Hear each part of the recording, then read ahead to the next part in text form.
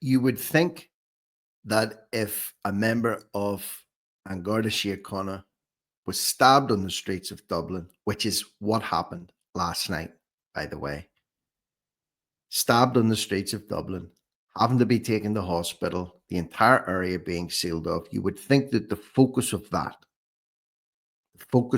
story would be on the safety of the streets of Dublin, the condition of the guard who was stabbed, and what can be done to prevent things like this happening in the future. You would think that would be the focus. But the amount of spin that has been put on this story in the last 12 hours, roughly 12 hours, is mind-blowing. It's now all about mis and disinformation. People spreading mis and disinformation online swiftly, how dangerous it is. What's the story here, really? Where's the concern here, really? Talking about hijacking this event to meet their own agendas. Maybe the people that are hijacking this event to meet their own agendas are not members of the so-called right wing, but possibly members of the government, members of the establishment who realize how broken Ireland is. They know it. They just want to do everything in their power to avoid being accused of it and place blame for events elsewhere and use smoke and mirrors. So many of the headlines this morning that are coming out around this, it seems to be the primary focus is on misinformation following an attack on a Garda last night. Well, I issue a challenge. I issue a challenge to anyone. Go to the report that I put up on this as soon as it happened or within an hour or so of it happening last night and show me where the mis and disinformation is. Show me where the mis and disinformation is in the video that I put up last night. And if you can find it, leave me a comment below.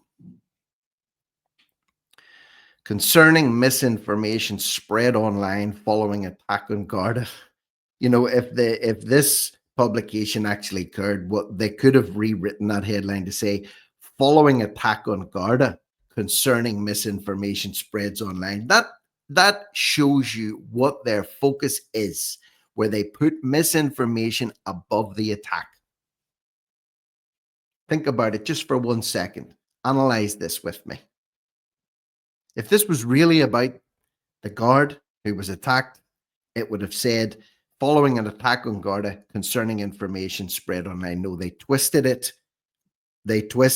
And the headline here is concerning misinformation spread online. They are the lowest of the low. Scene at Capel Street was cordoned off by Gardaí following the attack. Misinformation surrounding an incident yesterday in which a probationer Garda was attacked has been described as concerning. Should have been the attack was great, concerning.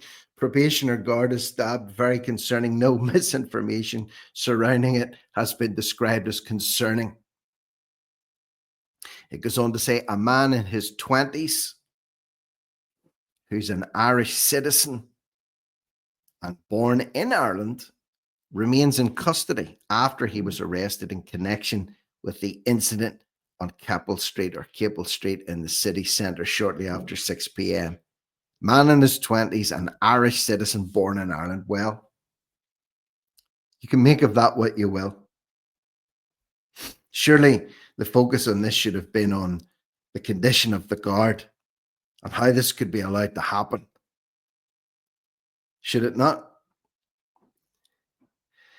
The guard who was on high visibility patrol was attacked and stabbed in what Gardaí say was an unprovoked attack, taken to hospital, later discharged. Now listen to this.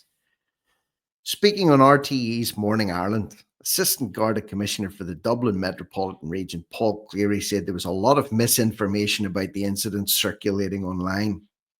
Well, again, go back to the report that I put up on this last night and show me what's misinformation, disinformation, and show me what's misleading.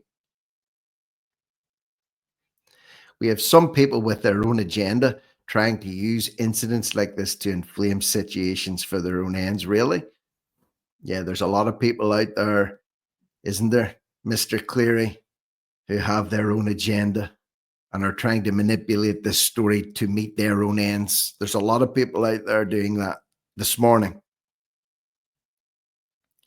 There was very inaccurate misinformation and disinformation that went out online after this very quickly, adding Gardaí would always say to people to make sure they get their information from credible media sources, were like RTE, the Irish Times. He said a senior investigating officer is leading the inquiry. We want to understand the motivation behind the attack. Well, you've got the guy in custody. He's in his 20s. He's an Irish citizen. He was born here. You must know his name and his background. I'm sure. You know, you can start digging. You have the guy in custody. Now's the time to get busy. Every Garda going on duty every day is aware of the risks. You take this particular incident, the official stab-proof vest did its job. Well, that's thank God it did. But prevention is better than cure. They used the equipment they had to subdue the suspect immediately. Another outlet is saying Dublin Garda stabbing sparked wave of online disinformation, says a senior officer. So here we have it again. People with a particular agenda quickly began to spread mis and disinformation online. Did they? Well, how come these people are so quick to spread mis and disinformation online? Surely you should be able to spread what you're telling us is the truth quicker. With all your resources, with all the information that you have, the real story. Why should people beat the official sources to the gun? Garda say the attack was entirely unprovoked. A man in his 20s was subsequently arrested. He's being detained under the Section 4 of the Criminal Justice Act. Good. Let's see. Let's find out a little bit about him. And then we can get the truth. The injured guard is recovering in hospital. The description of his injuries was described as non-life threatening. Make sure you get your information from credible sources. So there you go again. There's another guy, or another variation on the theme here. We want to learn from this. He said the Garda received a wound to his upper right arm in the tricep area. His official issue stab vest sustained some stab injury impact damage. So that's a good job. He says we need to learn from this for the future. Sure do.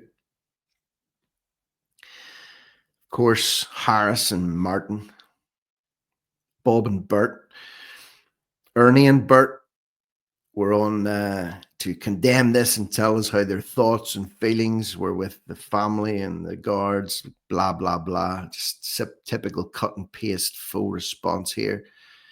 Simon Harris, an appalling and utterly unacceptable attack on a member of An Garda Síochána in Dublin. I wish him a speedy recovery. There must and will be zero tolerance for such appalling acts of violence. He managed to use the word appalling twice in one statement. Well done, Simon. Thinking of the Garda, his family and his colleagues tonight. Really? Is that really what you're thinking of tonight, Simon?